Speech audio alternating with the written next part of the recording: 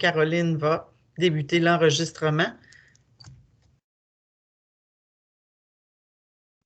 Alors, mon nom est Lise Geoffroy, responsable de l'information scolaire et de l'alternance travail-études ici au Cégep de Victoriaville. Ce soir, je suis en compagnie d'Élise Marcotte, enseignante et coordonnatrice du programme technique d'éducation à l'enfance. Également avec nous, Caroline Vachon-Gagnon. Caroline est un peu à l'aspect technique. Elle va nous acheminer vos questions si vous les envoyez dans le clavardage.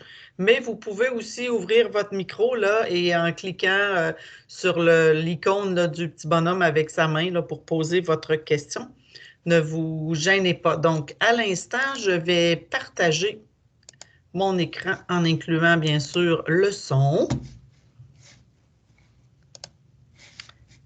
Et vous devriez voir, peut-être juste confirmer à Caroline dans le clavardage que vous voyez bien la présentation que je viens de partager. Moi, je vois très bien ça. Parfait. Donc, le programme dont nous vous parlons ce soir, technique d'éducation à l'enfance. Donc, on le donne depuis septembre 2021. Nous avons une première cohorte de 30 étudiants et étudiantes. Vous allez voir ce soir là, que c'est un programme très concret parce qu'il inclut vraiment beaucoup de situations où on met les étudiants, les étudiantes en action, donc notamment par l'apprentissage en milieu de travail, 2 stages crédités et 2 stages en alternance travail-études.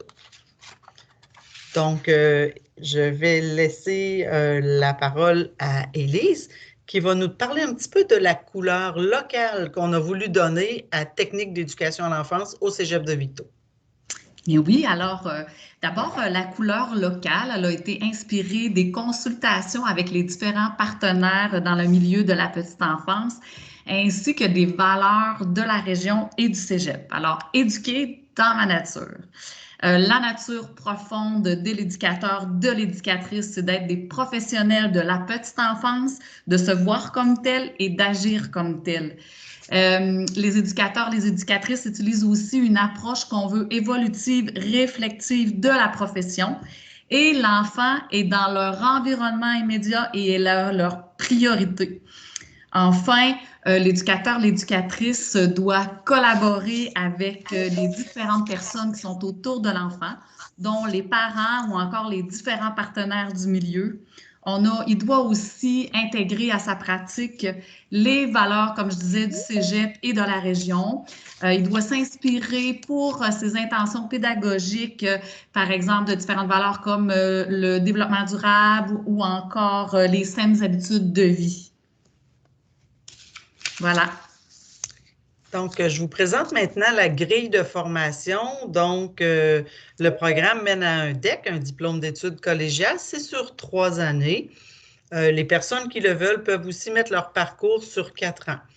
Je vous présente le parcours là, dans le temps prescrit. Donc, quand on fait le programme en 3 ans, vous voyez que la première année, il y a des sessions d'études. Donc, autant à l'automne qu'à l'hiver, on est en session d'études, mais il y a de l'apprentissage en milieu de travail, donc on va appeler AMT là, en cours de présentation. On va y revenir un petit peu plus loin pour vous dire ce qu'est l'AMT. Donc, à la 2e année, session d'études et déjà un premier stage de 3 jours. À l'hiver, on revient encore aux études et toujours de l'AMT. Vous pouvez remarquer là, que toutes les sessions où vous êtes aux études, vous avez de l'apprentissage en milieu de travail. Donc, 3e année, session d'études avec l'apprentissage en milieu de travail et la session avant de terminer, à l'hiver de notre 3e année, on a un cours et un stage crédité de 4 jours semaine. L'alternance travail-études, je vais vous en reparler un petit peu plus loin, mais il faut comprendre que les 2 stages en alternance travail-études se donnent l'été. Ils sont en dehors de la formation, donc ils ne sont pas obligatoires. C'est sûr qu'ils sont enrichissants, mais ils ne sont pas obligatoires. Donc, on doit obtenir ces 2 stages crédités pour obtenir son diplôme, mais l'ATE ne fait pas partie là, du parcours si on ne choisit pas de le faire. Donc, à la prochaine diapo, je vais demander à Élise de nous parler de la formation spécifique. Vous savez que dans tous les programmes, il y a de la formation générale, de la philo, de l'éducation physique, anglais, langue seconde, du français. Ça, c'est la formation générale. Là, Élise va vous parler un peu plus de la formation spécifique qu'on retrouve dans le programme. Bien sûr. Alors, à la session 1, on parle de cours qui présentent vraiment la base de l'éducation à l'enfance. C'est-à-dire, par exemple, sécurité en milieu de travail pour l'éducatrice. C'est un cours dans lequel vous allez voir, par exemple, les différentes postures utilisées pour ne pas vous blesser.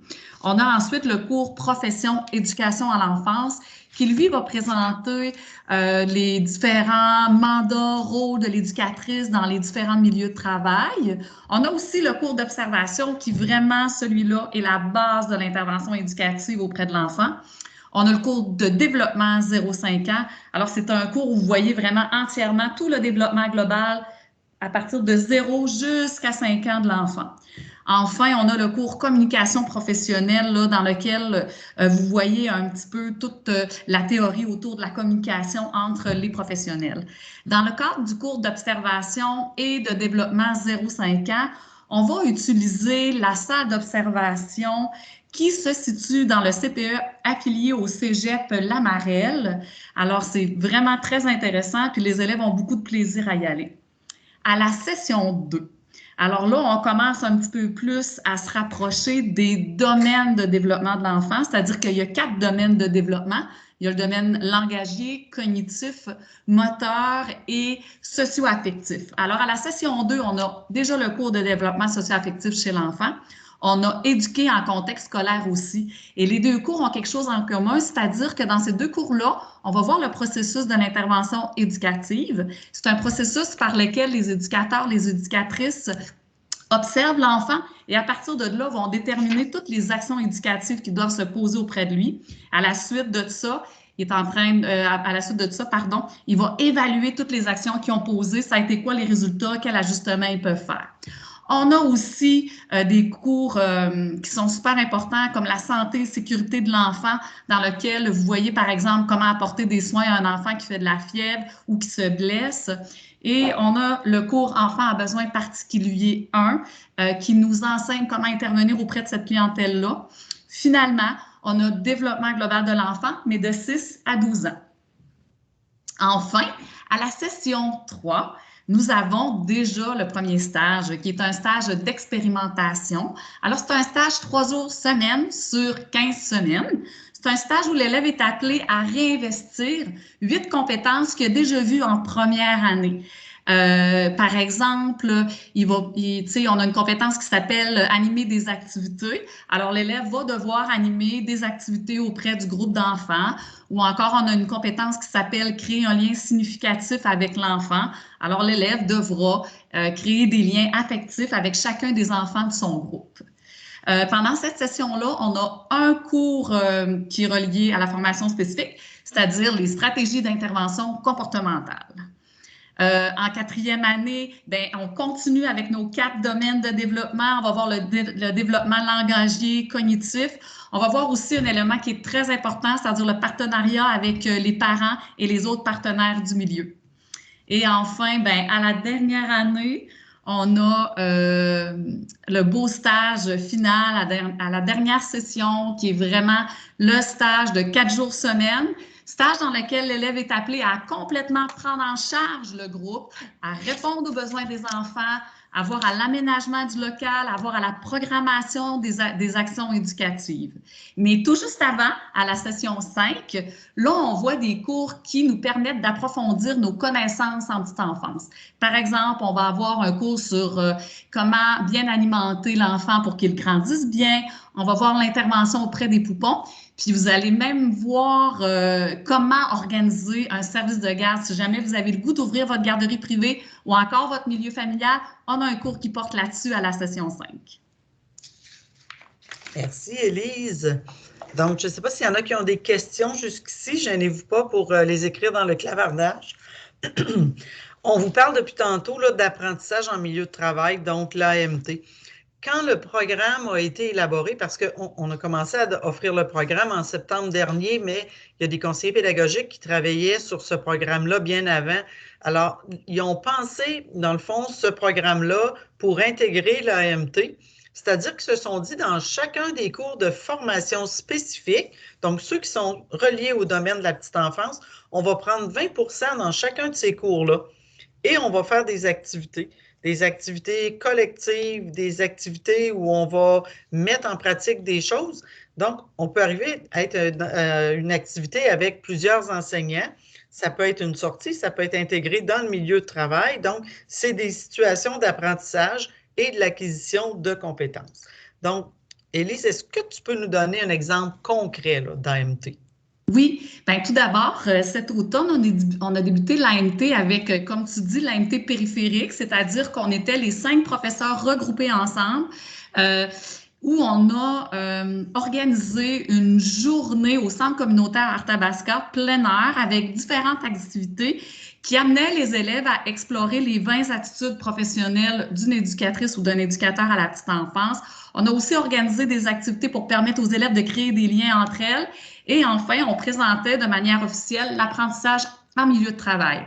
Suite à ça, les élèves ont été appelés à faire 6 demi-journées dans différents, soit CPE ou garderies subventionnées, auprès d'un groupe d'enfants. Il y avait une éducatrice, bien sûr, qui les accompagnait. L'élève, lui, devait faire de l'observation participante, c'est-à-dire qu'il devait soutenir l'éducatrice dans ses tâches, puis travailler à créer un lien avec l'enfant. Moi, ce que je peux vous dire, là, c'est que ça a été une situation qui a été gagnant-gagnant pour les élèves qui ont adoré ça, puis pour les milieux aussi qui ont vraiment aimé accueillir les étudiants. Donc, c'est très concret. Là. On a appris des choses au niveau théorique, mais toutes ces occasions-là d'aller sur le terrain nous permettent de voir concrètement là, le développement, le lien socio-affectif et tout ça. Là. Oui, oui, tout à fait. Dans le fond, l'idée de l'alternance travail-études, c'est de donner l'opportunité aux élèves d'intégrer toute la théorie qu'ils voient en classe avec ce qu'ils peuvent voir sur le terrain. Fait qu'on cherche, dans le fond, à faire émerger toutes les connaissances qu'ils ont, mais directement sur le terrain. Quand elles vont dans les milieux, elles ont des plans de travail qui sont basés sur les cours qu'elles ont à ce moment-là. Alors, comme je vous disais, là, les retours qu'on a faits avec les élèves, là, les élèves, elles nous ont bien dit là, que ça leur permettait de vraiment bien comprendre la théorie, de bien l'intégrer, puis parfois même de l'appliquer auprès des enfants. Donc, puis je vous rappelle aussi que de l'AMT, à chaque session où on est avec plus de cours, on a de l'AMT. Les sessions où on n'a pas d'AMT, c'est parce qu'on est en stage. Donc, vraiment du concret là, à chacune des sessions. Oui, parce que dans le fond, ce qu'on souhaite, c'est que les filles soient prêtes en terminant leur technique. Donc, je vais vous parler de mon côté de l'alternance travail-études. L'alternance travail-études, je l'ai dit tantôt, ce n'est pas obligatoire au programme. Moi, c'est mon dossier et je vous dirais que je suis très, très favorable à l'alternance travail-études parce qu'elle va vous replonger 2 fois à l'été 1 et à l'été 2 dans le milieu du travail. Les stages d'alternance travail-études sont des stages rémunérés. Donc, vous êtes préparé pour les stages. Élaboration du CV, on va regarder si vous avez besoin de faire une simulation d'entrevue ou si vous vous sentez à l'aise. Vous allez être visité par une personne qui va coordonner les stages, donc pendant le stage. Et les heures de stage que vous aurez fait, ça va osciller là, entre 300 et 400 heures de travail pendant l'été. Et c'est des heures, je vous le rappelle, payées et reconnues sur votre bulletin. Donc, quand on arrive sur le marché du travail, après, on peut faire reconnaître nos 2 stages, 800 heures qu'on aura de fait. C'est quand même beaucoup. Des fois, ça nous permet de monter plus rapidement d'échelon salarial en arrivant sur le marché du travail. Ça va vous aider aussi à connaître 2 autres milieux. Donc, il y a 2 stages crédités. Si on ajoute 2 stages en alternance travail-études, on va avoir exploré 4 milieux. Explorer quand on est sur le marché du travail, c'est pas toujours tentant parce qu'il faut laisser un emploi pour aller faire autre chose. Donc, on n'ose pas trop parfois, mais si on a la chance de voir 4 milieux pendant notre formation, bien, on va savoir beaucoup plus après qu'est-ce qu'on veut faire. Vous avez possiblement entendu parler du manque de main-d'œuvre, pénurie de main-d'œuvre. Je pense qu'il n'y a pas une journée où on n'en entend pas parler si on écoute les nouvelles. Bien, c'est la même chose en éducation à l'enfance. Donc, le manque de main-d'œuvre est important. Et pour les personnes qui s'inscrivent dans un programme où le manque de main-d'œuvre est très important, il y a une nouvelle sorte de bourse, des bourses Perspectives Québec, donc qui peuvent vous donner 1 500 $ pour chaque session à temps plein réussie. Donc, au terme de la formation, 9 000 $. Et si vous avez décidé de faire de l'alternance travail-études, ben, vous avez en plus de ça, ben, peut-être 6 à 800 heures de travail rémunéré. Donc, finalement, vous êtes proche payé pour aller étudier. Ça ressemble à ça. Élise, le profil recherché chez nos étudiants et étudiantes.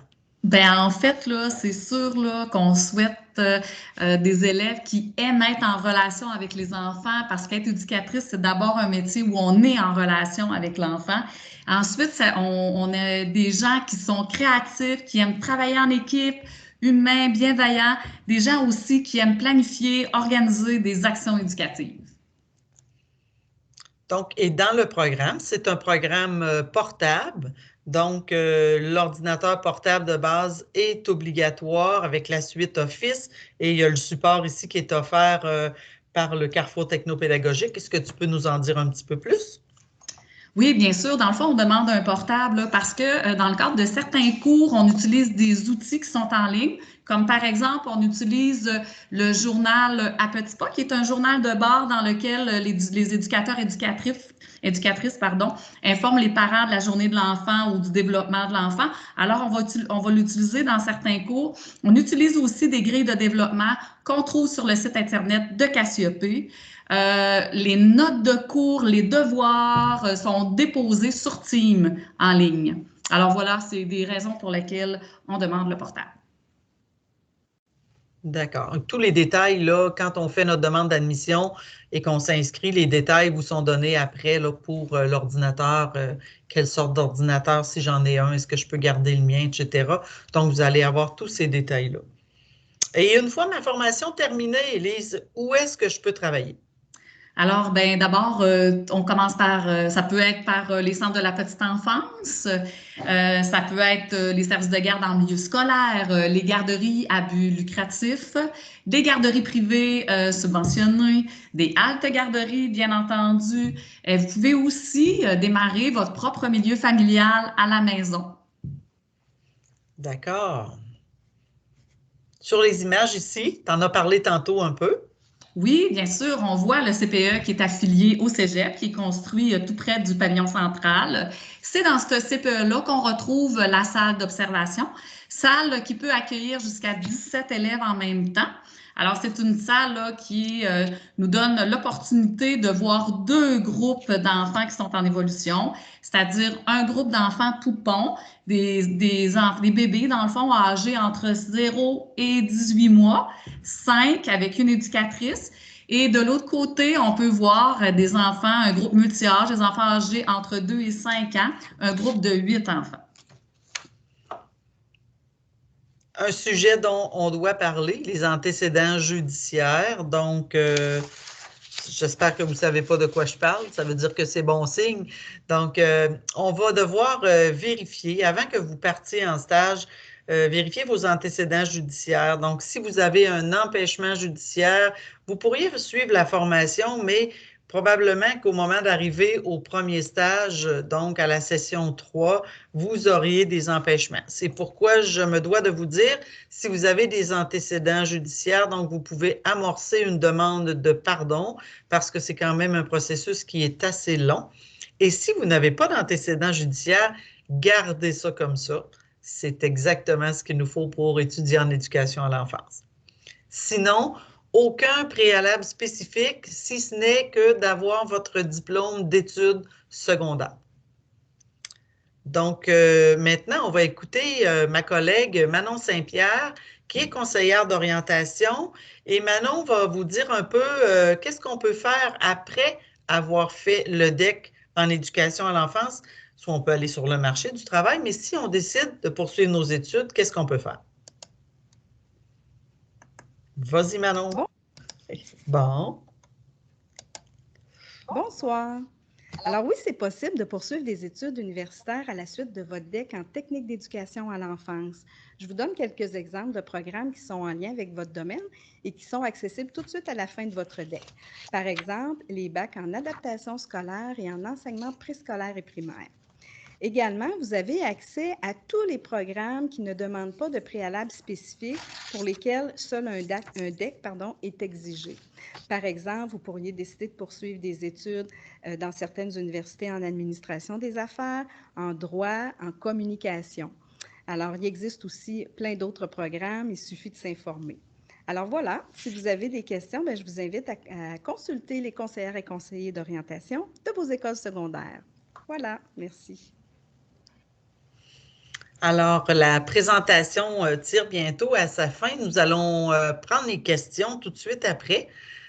Pour tout de suite, je vous mets une diapositive avec le nom de l'aide pédagogique individuelle qui est rattaché au programme. C'est M. Claude Gilbert. Donc, pour les personnes qui ne sont pas encore familières avec le collégial, donc on a des aides pédagogiques. Chaque aide pédagogique est rattachée à certains programmes. Donc, pour éducation à l'enfance, c'est M. Claude Gilbert.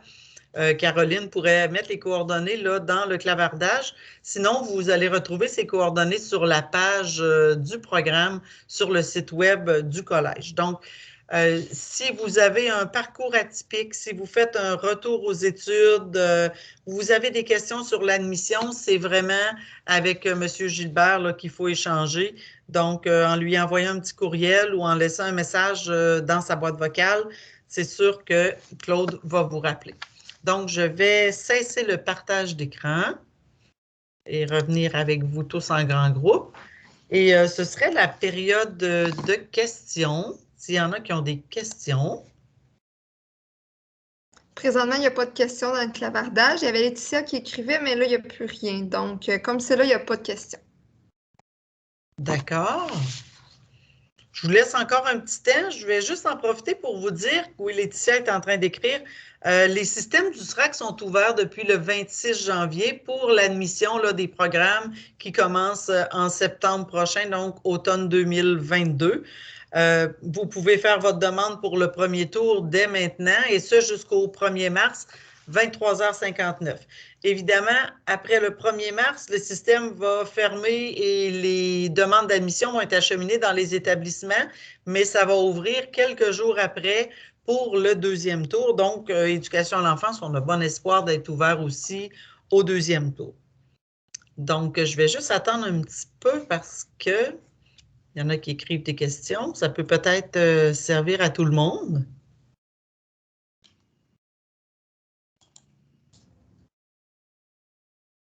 Vous avez le droit de prendre le micro aussi, hein, si ça vous le dit, là.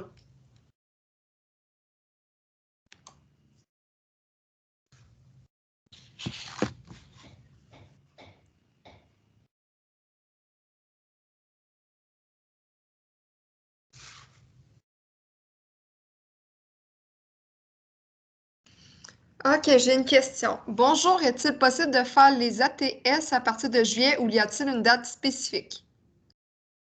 Les ATS étant? Est-ce que c'était pour ATE peut-être? OK, l'ATE peut-être. Oui, l'ATE, c'est en fait, c'est que vous avez minimalement 8 semaines à faire. Donc, il faudra voir là, pour être capable de faire 8 semaines et être de retour au cégep pour la rentrée scolaire. Donc, habituellement, on essaie de terminer les stages autour, bon an, mal an, là, du 13 août. Donc, ça pourrait peut-être être fin juin là, jusqu'à la mi-août parce que c'est une exigence ministérielle. Nous, on recommande 8 à 11 semaines pour l'étudiant qui est pour être en emploi d'été et travailler à temps plein dans peu importe le domaine. Là, quand on travaille, c'est ça qui est important, mais ça donne une chance de faire le stage pour l'ensemble de l'été, mais le ministère exige un minimum de 8 semaines. Donc, J'ai une autre question.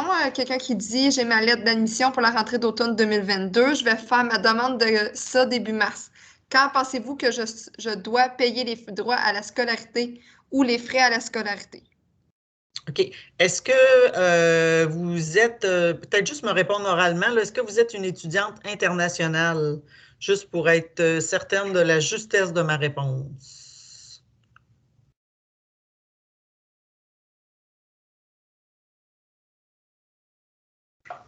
Française, effectivement. OK. Oui. Ça va être Mme Cassifagne La Liberté qui va pouvoir vous informer. Cassifagne s'occupe là vraiment de tout ce qui est admission au niveau des élèves internationaux.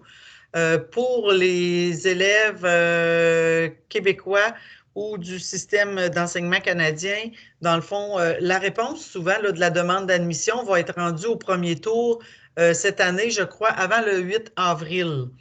Donc, l'analyse des dossiers et les réponses, ça va en avril et habituellement, il y a une période d'environ 10 jours là, pour payer les frais d'inscription à ce moment-là. Alors, juste peut-être vérifier avec Mme Cassifagne La Liberté pour savoir si pour les étudiants internationaux, la période est la même. Je suis en train de mettre ses coordonnées là, dans le chat, ce ne sera pas bien long. Parfait. Est-ce qu'il y a d'autres questions que vous aimeriez? Oh, c'est bon, il y avait quelqu'un qui arrivait, mais c'était pour dire d'accord, merci. Parfait. Donc, s'il n'y a plus de questions, il me reste seulement qu'à vous remercier d'avoir été là ce soir. Je remercie Élise aussi pour son aide dans la présentation, ainsi que Caroline qui était là au niveau technique. En mon nom personnel et en celui de mes collègues, je vous souhaite une belle fin de soirée. Au revoir.